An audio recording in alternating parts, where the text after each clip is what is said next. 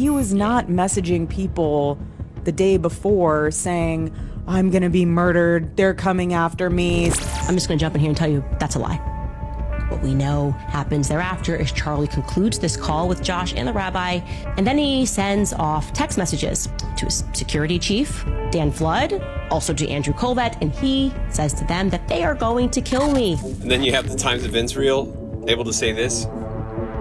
That's the narrative. It was written. This is the perfect screenplay for them. Charlie Kirk's mom is finally speaking out after Erica was caught in yet another lie about Charlie's last night. And this time, the receipts are absolutely wild. Erica has been exposed for repeatedly lying about Charlie fearing for his life, and now she's trying to reshape the entire story and cast herself as some kind of hero. But that's not all. New information has also surfaced about a dinner Erica arranged on Charlie's last night, one that included a Zoom call with a rabbi in Israel who allegedly pressured Charlie to change his stance on certain issues. The whole situation makes Erica look even more calculated than we already suspected. So let's break down these new receipts and how Charlie's mom responded. Many people know that Charlie says that he was going to die tomorrow is an absolute fact. Why these individuals are all being quiet about that is a massive question mark. It's been 5 months since the assassination of Charlie Kirk, yet somehow the only person the media keeps pushing front and center is his widow, Erica.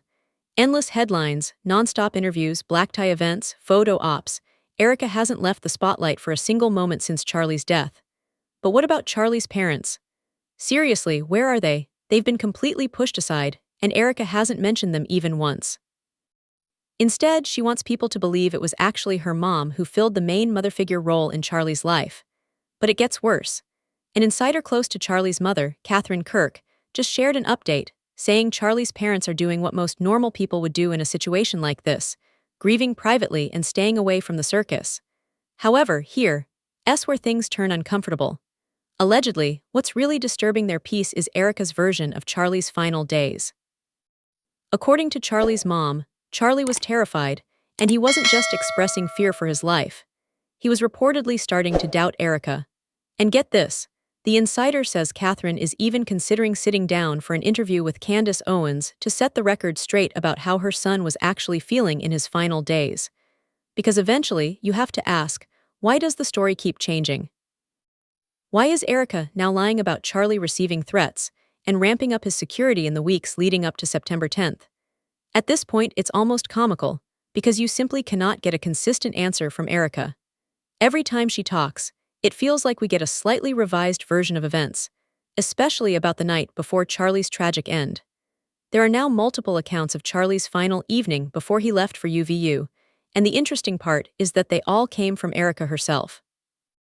The first version we heard about that night came from Erica on September 21st during her in-person interview with the New York Times. The article stated, "On the evening before Mr. Kirk traveled to Utah, he and his wife met for dinner in the Phoenix area with a friend who was a faith leader.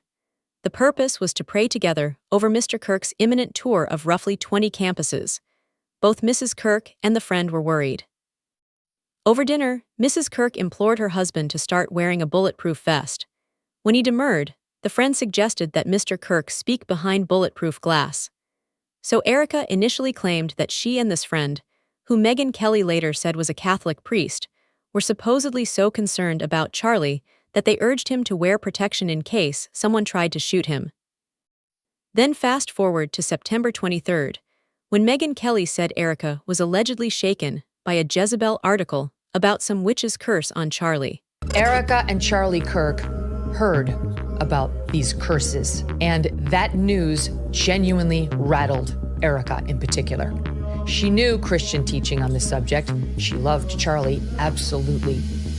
And she was scared when she heard of the curses Jezebel had called up. So much so that she and Charlie contacted a friend, who I believe she said was a Catholic priest, but definitely a friend, and asked him to come over and pray with them over Charlie the night before he was murdered. She eventually worked it through, and so did Charlie. That, as she later told me, weapons will form but not prosper. that Satan and those witches have no power. But are we really supposed to believe a random article is what made Charlie fear for his safety? That makes no sense. Pieces like that were written about him constantly, and according to Candace, he never treated them as credible threats. So why would this one Jezebel article suddenly send everyone into emergency mode? It just doesn't add up. And here's where it gets even more suspicious. When Erica went live with Megyn Kelly on November 22nd, the entire story suddenly flipped.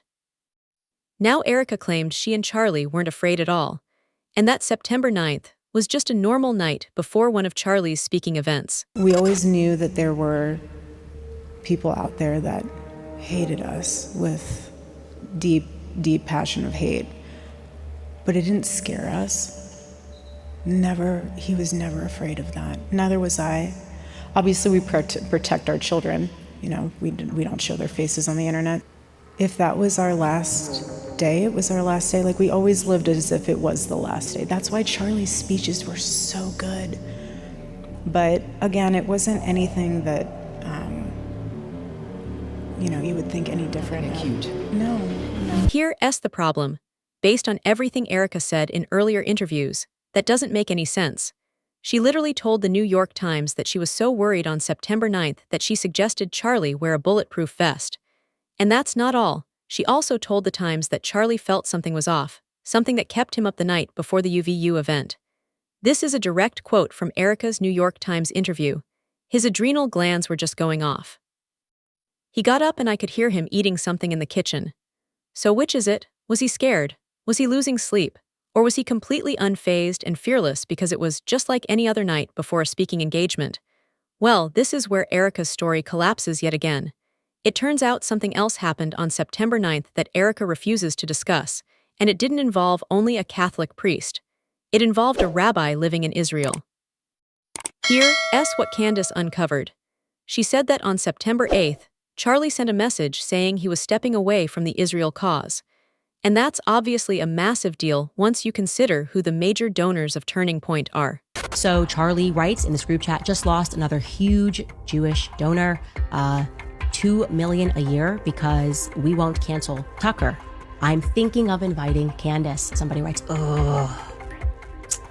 Charlie writes, Jewish donors play into all of the stereotypes. I cannot and will not be bullied like this, leaving me no choice but to leave the pro-Israel cause. After Candace pointed that out, Turning Point, affiliated podcaster Josh Hammer jumped in to clarify that the message was actually sent on September 9th. And after that text exchange, Charlie allegedly joined a Zoom call to get guidance on certain talking points. Candace Owens seized on this totally out of context screenshot of Charlie Kirk being very upset that a Jewish donor was withholding his $2 million donation. And she used this as an attempt to say, oh, Josh Hammer's lying, that Charlie Kirk remained pro-Israel until his final moments. Yeah. But she's also holding aside that 2 hours after this screenshot, if you look at the timestamps, 2 hours after that, I and a few others were in a small Zoom chat, a small Zoom call with Charlie Kirk the night before he was killed that Charlie organized. Charlie organized this Zoom call for the express purpose of trying to make sure that he had all the best answers, the best messaging advice for how to speak about Jewish-Christian relations and the Israel question on college. But here's where things start getting really strange. Candace found out the Zoom call included a rabbi who doesn't even live in the United States. And apparently, it got extremely heated. There was pressure, and there were even alleged attempts to bribe Charlie. And right after that call, Charlie reportedly messaged Dan Flood and Andrew Culvett saying, "They're going to kill me." Okay, first and foremost, I just want to say he's so full of crap. The idea that Charlie had just gotten back from Korea and was like, oh, please help me, Josh Hammer. You're a complete idiot. Please help me learn how to speak to college students. Josh Hammer and a rabbi who lives in Israel. Like, there was nobody else available. You know what time it must have been in Israel for him to organize this call? Why is he doing it with this rabbi, was it Wojcicki, whatever his last name is? You're not going to just call, like, Dennis Prager, who you're apparently writing a Shabbat Shalom book with? It seems a little suspect. So you're actually clarifying for us something that's amazing. This is a stunning admission, okay? Because we know that when Charlie got off of this phone call, he texts that evening a text message to Dan Flood and Andrew Colbert saying, they're going to kill me. So it looks like it wasn't those Etsy witches Charlie was afraid of. It was something else entirely. So why won't Erica talk about that Zoom call with the rabbi? Why is she now lying about Charlie texting multiple people and expressing fear for his life? At the end of the day, the truth keeps slipping through Erica's grasp. But the good news is that Charlie's parents aren't staying silent anymore. And hopefully, Candace can get Charlie's mom onto her podcast, because people deserve the truth, not Erica's constant gaslighting. So keep your eyes open, because the narrative Erica has been selling is falling apart in real time, and the real story of Charlie's last day is finally starting to come out.